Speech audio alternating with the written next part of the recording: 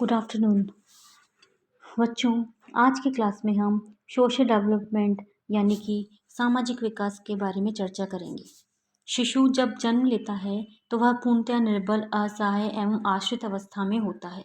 वह अपनी हर एक आवश्यकता के लिए दूसरों पर आश्रित रहता है। उसे जिस करवट लेटा दिया जाता है उसी करवट में वैसे ही वह रहता है। यदि उसकी देख रेख, लालन पालन उचित ढंग से नहीं किया जाता है तो उसकी मृत्यु तक हो जाती है। अतः स्पष्ट है कि शिशु जन्म के समय न तो सामाजिक होता है, न असामाजिक और न ही समाज विरोधी होता है। वह तो केवल एक जैविकीय प्राणी होता है, जिसे हम चाहें तो समाज निरपेक्ष प्राणी कह सकते हैं। परंतु जैसे जैसे वह बड़ा होता जाता है उसका संपर्क माता पिता, परिवार के सदस्यों तथा समाज के अन्य लोगों के साथ बढ़ने लगता है और उसमें सामाजिकता का विकास होने लगता है। विकास की पूर्णता प्राप्त करते करते वह एक सामाजिक प्राणी बन जाता है। तो आई.एल. चाइल्ड ने सामाजिक विकास के बारे में बताया है कि सामाजिक विकास वह प्रक्रिया है जिसके द्वारा व्यक्ति में उसके समूह के मानकों के अनुसार वास्तविक व्यवहार का विकास होता है।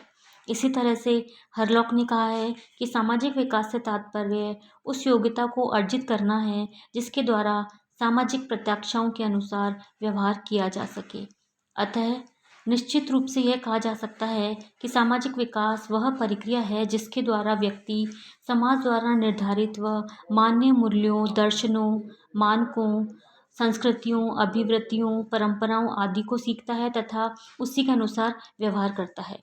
साथ ही वह सामाजिक संबंधों के जाल में इस तरह उलझ जाता है कि उसमें वह जीवन पर्यंत उलझा ही रहता है। सामाजिक संबंधों की यह परिधि ही उसे सामाजिक प्राणी बनाए रखती है। जो सामाजिक गुणों का विकास है वो एकाएक नहीं होता है, बल्कि जैसे जैसे आयु बढ़ती जाती है, बच्चे में परिपक्वता आती है, वैसे वैसे सामाजिक विकास की जो गति है वो भी तीव्र होती चली जाती है।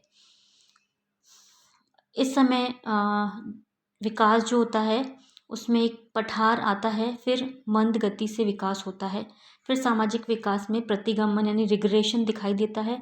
इस प्रकार सामाजिकता का जो विकास है क्रमिक विकास है जो जीवन पर्यंत तक चलते ही रहता है।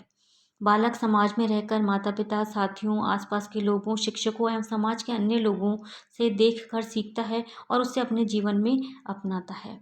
तो सामाजिकरण की जो प्रक्रिया है उसे समझना आवश्यक है। तो सामाजिक विकास को समझने के लिए सामाजिकरण की जो प्रक्रिया वो सहायक है। एच.एन. जॉनसन ने कहा है कि सामाजिकरण सीखने की वह प्रक्रिया है जिसमें व्यक्ति सामाजिक नियमों को सीखता है और उसे जो समाज में रहने योग्य बनाता है और उसमें सहयोग की भावना का विकास करता है। गिलिन ने कहा है कि सामाजिकरण से हमारा अभिप्राय उस प्रक्रिया से है जिसके द्वारा व्यक्ति समूह में एक सक्रिय सदस्य बनता है, उसमें समूह की गतिविधियों से समन्वय स्थापित करता है,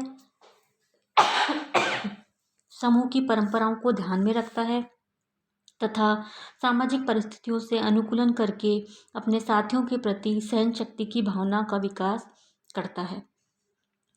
हम ये भी कह सकते हैं कि समाज के अनुसार रहना, समाज द्वारा बनाए गए राहों पर चलना तथा समाज के साथ सामंजस्य स्थापित करना सामाजिकरण है। सामाजिकरण की प्रक्रिया में मुख्यतः 3 बातें सम्मिलित हैं, जैसे समाज द्वारा मान्य तरीकों के अनुसार व्यवहार करना, समाज द्वारा अनुमोदित भूमिकाओं को अपनाना, सामाजिक अभिवृत्तियों का विकास करना इत्यादि। इसी तरह से यदि हम सामाजिक समायोजन की बात करें तो सामाजिक समायोजन के आधार पर बालकों के सामाजिक विकास को आसानी से पहचाना जा सकता है। सामाजिक समायोजन से तात्पर्य व्यक्ति की उस योग्यता से है जिसके माध्यम से वह अपने आप को समूह में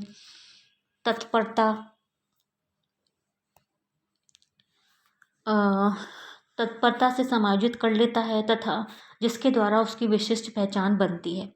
जिन बालकों का विकास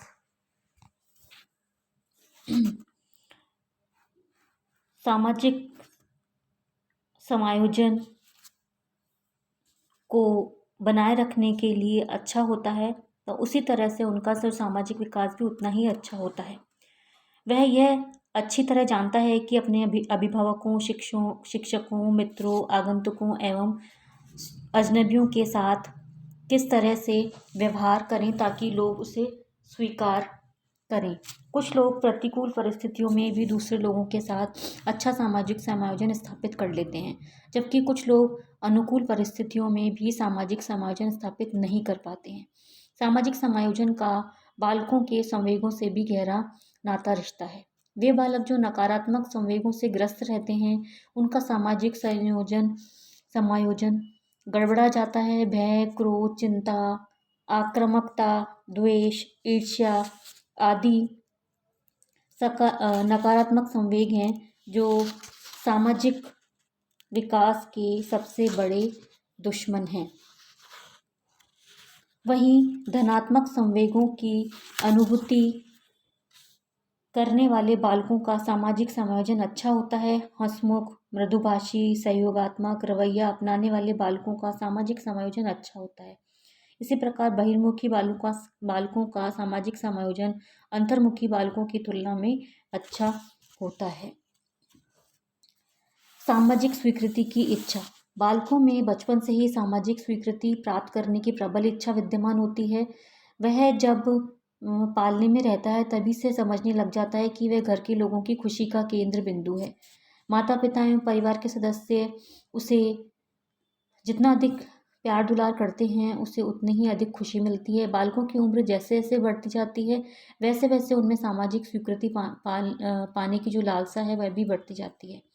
प्रारंभ में छोटा बच्चा किसी अजनबी व्यक्ति के पास जाने में शर्माता है, हिचकिचाता है, परंतु अंतर्मन से वह चाहता है कि अजनबी व्यक्ति उसे दुलारे, पुचकारे और उसकी प्रशंसा करे।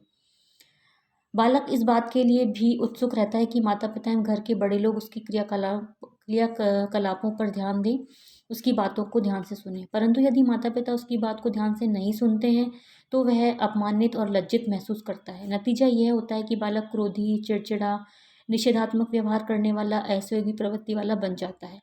वह दूसरों का ध्यान आकर्षित करने के लिए ऊटपटांग हरकतें भी करने लगता है। कई बार वह अनाधिकृत गतिविधियों द्वारा दूसरों को परेशान करना चाहता है, परंतु जब वह इन क्रियाकलापों के द्वारा भी संतुष्ट नहीं होता है, तब वह अपने व्यवहार में आमूलचूल परिवर्तन कर लेता है तथा सामाजिक स्वीकृति को प्राप्त करने के लिए अच्छे एवं प्रशंसनीय कार्य करता है। फलतः वह अधिकांश समय पढ़ने लिखने, खेलकूद में भाग लेने, दूसरों के साथ सहयोगपूर्ण व्यवहार करने जैसी क्रियाओं में लगाता है। वह शीघ्र ही सामाजिक प्रत्याशाओं के अनुरूप अपना व्यवहार अपनाने लगता है। नतीजतन उसका सामाजिक समायोजन अच्छा होता है। सामाजिक विकास को प्रभावित करने वाले कुछ कारक हैं, जैसे स्वास्थ्य, शारीरिक रचना एवं गठन, पारिवारिक वातावरण। इसमें मुख्यतः माता पिता का बालकों के साथ संबंध, माता पिता का पारस्परिक संबंध, जन्म क्रम एवं भाई बहन का आपस में संबंध, परिवार का आकार, परिवार का सामाजिक आर्थिक स्तर इत्यादि आते हैं। इसी तरह से सामाजिक व्यवस्था भी सामाजिक विकास को प्रभावित करती है, साथ ही समूह भी प्रभावित करते हैं। पर उसका वातावरण किस प्रकार का है, यह भी सामाजिक विकास को प्रभावित करने वाला एक कारक है। विद्यालय का वातावरण भी सामाजिक विकास को प्रभावित करता है। बुद्धि, खेल एवं मनोरंजन, व्यक्तित्व संवर्धन, अभिप्रेरक, संवेगात्मक व्यवहार इत्यादि भी सामाजिक विकास को प्रभावित करने में सहायक कारक हैं। धन्यवाद।